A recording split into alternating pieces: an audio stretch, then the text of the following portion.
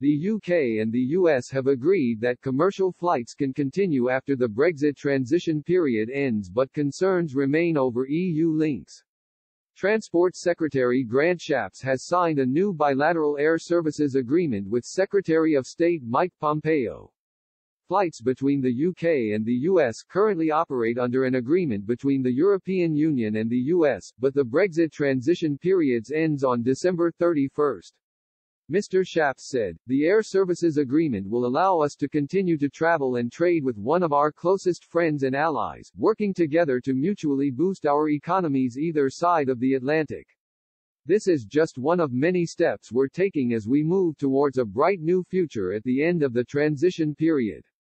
The DfT said the UK's trading relationship with the US is worth more than £230 billion a year, but threats to US-UK relations have already emerged with President-elect Joe Biden, which could jeopardize future agreements or policies. The post-Brexit trade talks have entered into a decisive week, with cabinet ministers among those signaling that the discussions have entered into last-chance saloon territory.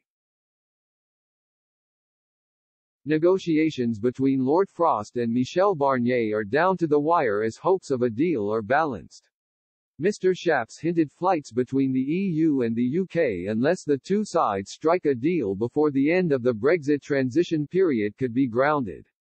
Mr. Shapps stressed, "We're seeking arrangements that will maintain connectivity. We expect the EU to bring forward contingency measures, as they've done before, to ensure flights will continue if negotiations are unsuccessful. Of course, we would look to reciprocate that."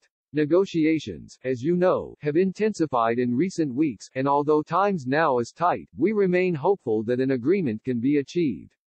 It's critical that flights between the UK and the EU can continue to operate as normal at the end of the transition period, regardless of the outcome of these negotiations. It is understood that both sides are in broad agreement that aviation and road operators should be able to operate as normal, but the UK has asked for sensible additional flexibilities from Brussels.